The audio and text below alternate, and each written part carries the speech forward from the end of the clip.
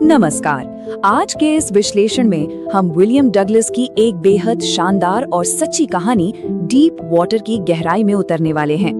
ये उनकी किताब ऑफ मैन एंड माउंटेन्स का एक बहुत ही खास हिस्सा है। तो चलिए बिना किसी देरी के सीधे इस कहानी में गोता लगाते हैं और समझते हैं कि कैसे कोई इंसान अपने सबसे खौफनाक डर को हरा सकता है।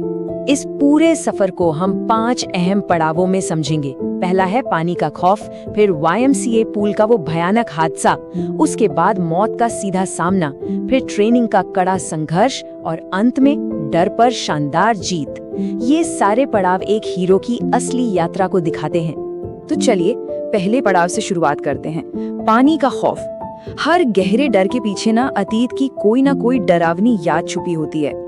इस कहानी में जो मनोवैज्ञानिक समस्या है उसे एक्वाफोबिया कहते हैं। आसान शब्दों में कहें तो पानी का अत्यधिक और जानलेवा डर।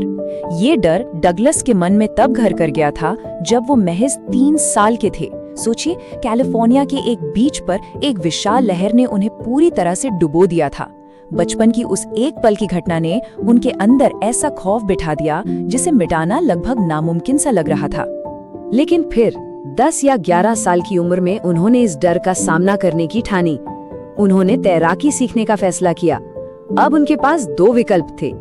एक तरफ थी याकिमा नदी जो बहुत खतरनाक थी और उनकी माँ हमेशा उससे दूर रहने की चेतावनी देती थी, और दूसरी तरफ था YMCA पूल जो किनारे पर सिर्फ 3 फीट और बीच में 9 फीट गहरा था। जाहिर है, तैराकी सीखने के लिए उन्होंने इसी सुरक्षित पूल को चुना। और यहीं से हमारी कहानी पहुंचती है दूसरे पड़ाव पर, YMCA पूल का वो हादसा। जरा उस दृश्य की कल्पना कीजिए। डगलस अपने वाटर विंग्स पहनकर पूल के किनारे बिल्कुल अकेले बैठे हैं। वो पानी में उतरने से झिझक रहे थे और किसी और के आने का इंतजार कर रहे थे। तभी अचानक वहाँ एक हट्टा कट्टा बड़ा लड़का आता है और बिना किसी चेतावनी के मजे मजे में उन्हें सीधे 9 फीट गहरे पानी में धक्का दे देता है। अब आता है तीसरा और सबसे रोंगटे खड़े कर देने वाला पड़ाव, मौत का सामना।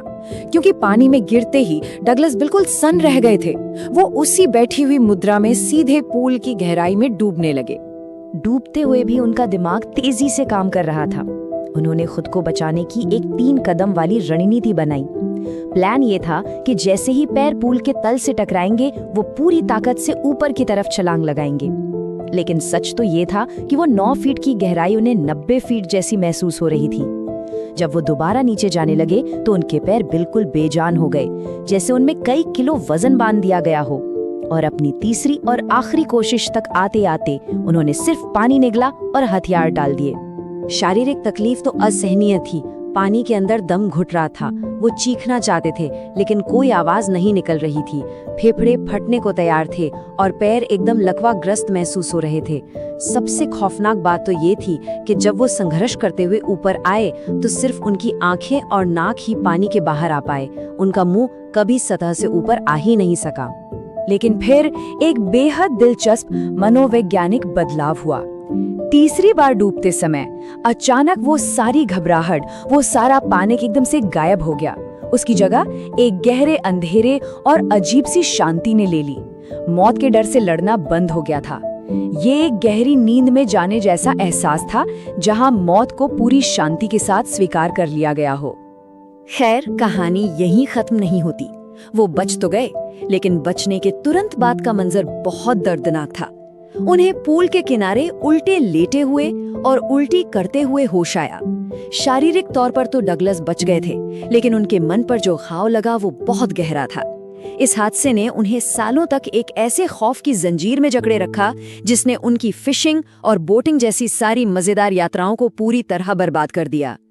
इसी डर से पीछा छुड़ाने के लिए शुरू होता है हमारा चौथा पड़ाव, ट्रेनिंग और संघर्ष। इस लगातार सताने वाले खौफ ने डगलस को ये सोचने पर मजबूर कर दिया कि अब एक पेशेवर इंस्ट्रक्टर की मदद लेनी ही पड़ेगी। और उनकी रिकवरी का ये सफर कोई रातों रात का चमत्कार नहीं था।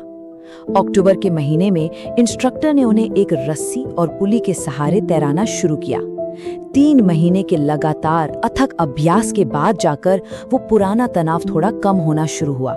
फिर उन्होंने पानी में सांस लेना सीखा और अंततः अप्रैल का महीना आते आते इंस्ट्रक्टर ने कह दिया कि अब वो अकेले तैरने के लिए पूरी तरह तैयार हैं। इसमें जो सबसे चुनौतीपूर्ण हिस्सा था वो थी सांस लेने की तकनीक।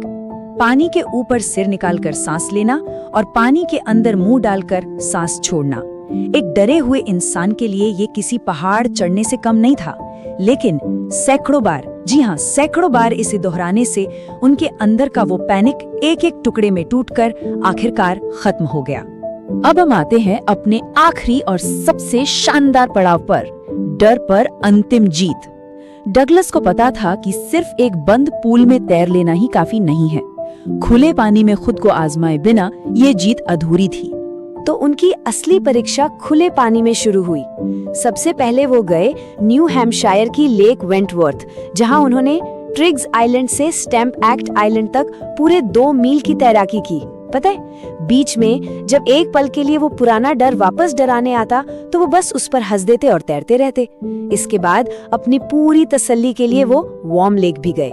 और ये इस पूरे विश्लेषण का सबसे शानदार और विजयी पल है।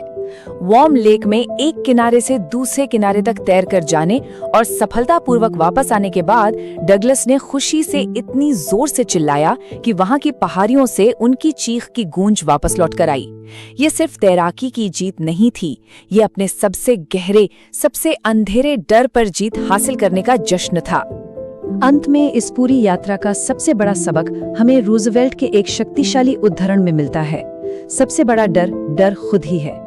जब कोई मौत के खौफ का इतनी करीब से सामना करता है और उससे बाहर निकल आता है तो उसके अंदर जीने की इच्छा कई गुना ज्यादा मजबूत हो जाती है। मौत तो शांत है, लेकिन मौत के डर से जीतना ही असली आजादी है। सोचने वाली बात है कि क्या हम भी अपने जीवन के ऐसे ही किसी डर का सामना करने के लिए तैयार हैं? इसी विचार के साथ हमारा ये विश्लेषण यहीं संपन्न होता है।